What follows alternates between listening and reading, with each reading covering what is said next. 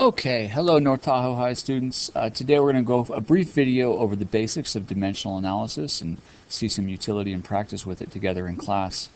The first thing I should do, even though dimensional analysis sounds like that's pretty fancy, pretty sophisticated, it's actually a pretty simple and a very important thing for scientists to learn.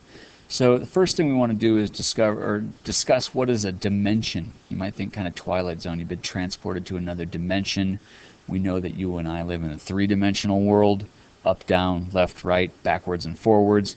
We're not talking about spatial dimensions. What we're really talking about in physics or in science is what can you actually directly measure. And it turns out surprisingly few things you can measure.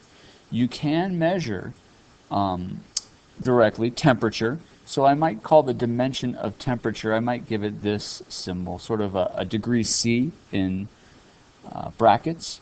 We can measure directly mass, so I might do that with an M in brackets. We can directly measure time, so I might put that in brackets, and we can directly measure length, and I might put that in brackets. Now with these measurements there also of course goes usually a unit. So temperature, I actually showed you the unit, but we also might use Kelvin or degrees Celsius. K would be Kelvin. Mass, the unit, typically in chemistry we might use grams. In physics we might use kilograms. Those are both units of mass in the metric system. Time is almost exclusively a second in both chemistry and physics. And length, the base unit in the metric system, is meters.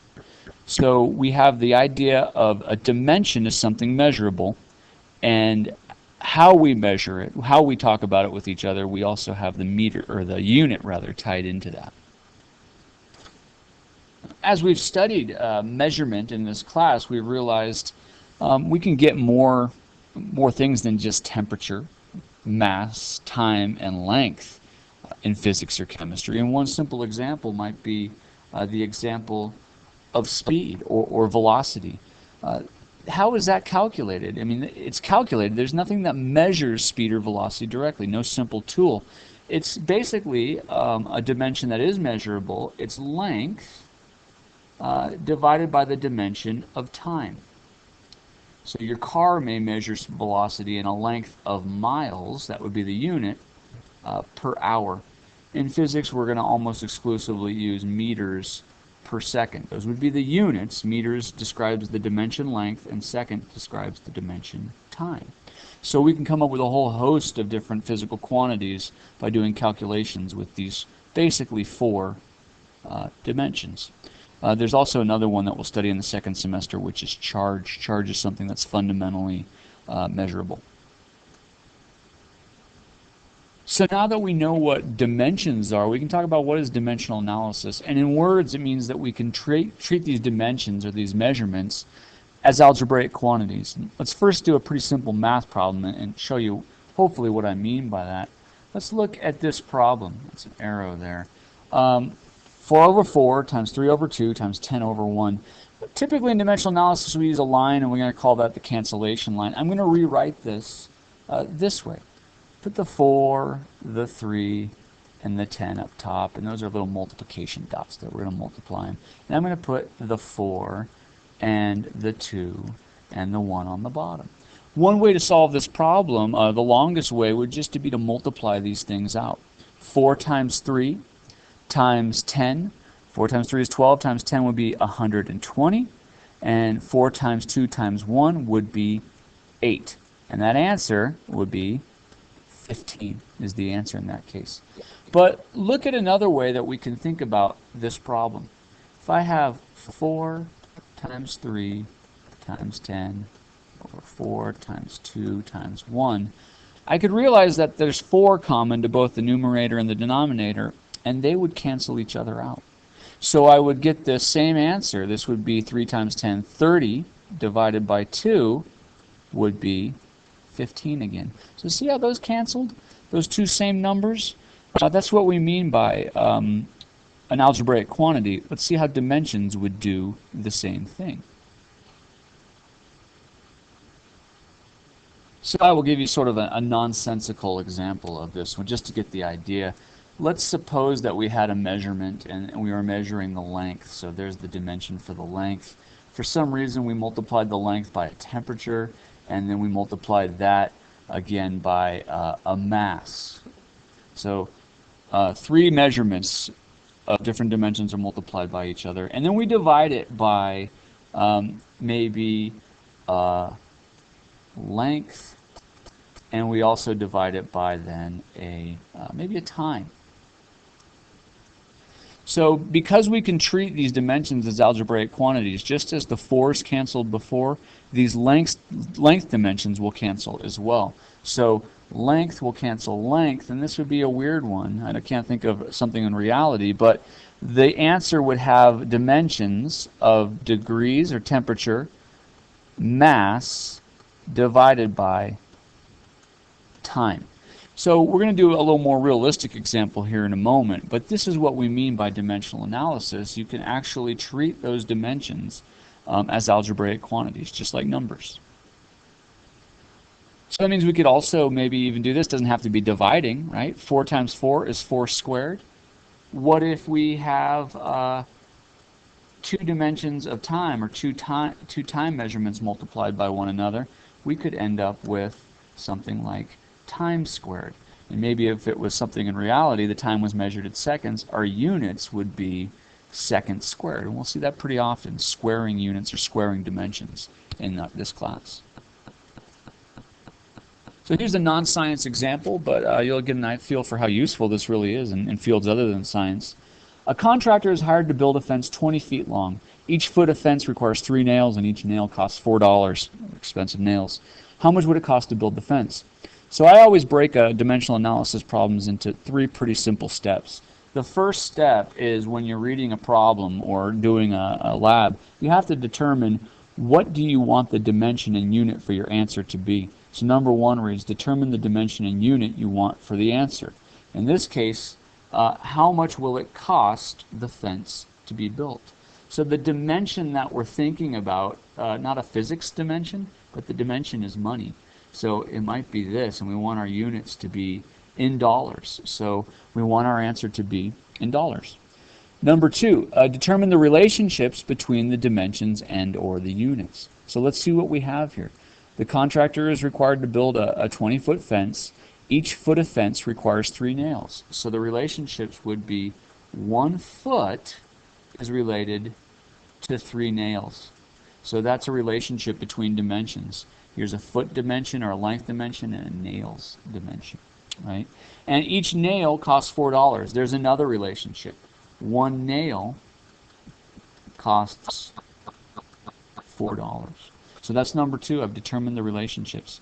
Should be said, we can do a couple things here. I can write this relationship as a ratio any way I want. I can write 1 to 3 as 1 foot per 3 nails. I'll just use N for nails. Or I can write there are 3 nails per 1 foot of fence. So this is sort of the interpretation, and realize I could write it either way. Both of these are correct. We may use it in one form versus the other, depending on the problem. So let's go ahead and do the problem, do it to its completion. Here's my cancellation line. Number 3, on the cancellation line, start with the dimension and the unit you want your answer to be in on top. Well, I want my answer to be in dollars. So I'm going to start with something I know about dollars right there and put the dollars on top. So $4 per 1 nail.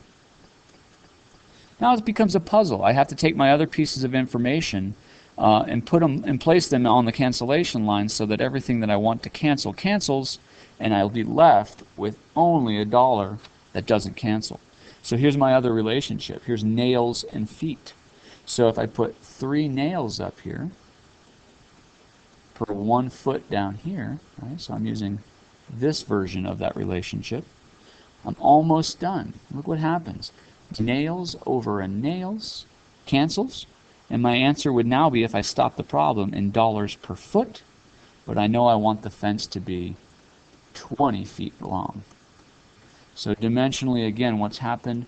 Length, foot cancels foot, and I almost am done with the answer. So the answer would be, in this case, $240.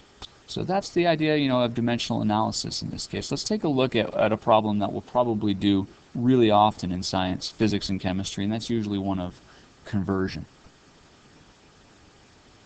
Okay, a longer conversion problem than we'll usually see in this class, but if we can do this one, we can do almost any of them there. So in high school, we commonly use dimensional analysis to do conversions. How about this one? How many centimeters are in 2 miles?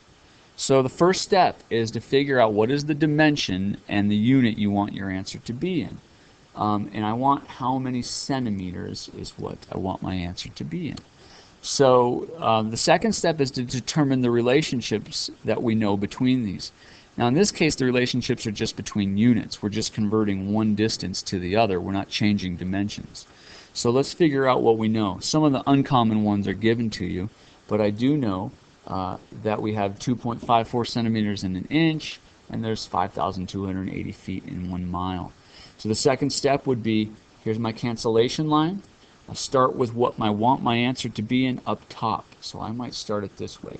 2.54 centimeters in 1 inch.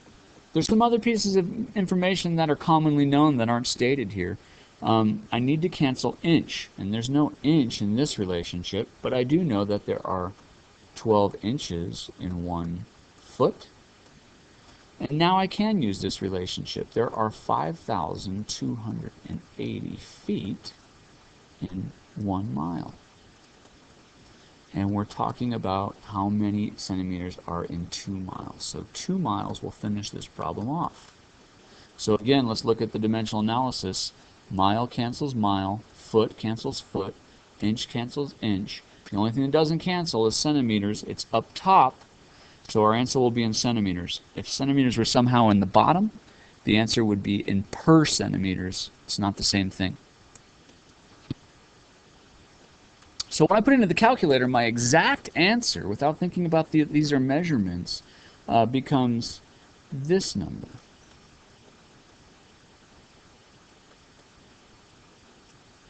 Centimeters. So that's a centimeter in that case. There's a problem with that, right? Look at those significant figures that went into it. Look at the significant figures in the answer. Can you use what we learned earlier in this unit to figure out what's the most accurate and the most precise that we can be in this, be with this problem? And then we'll talk a little bit about how do we handle a textbook problem which just has numbers stated versus measurements. Okay, see you in class.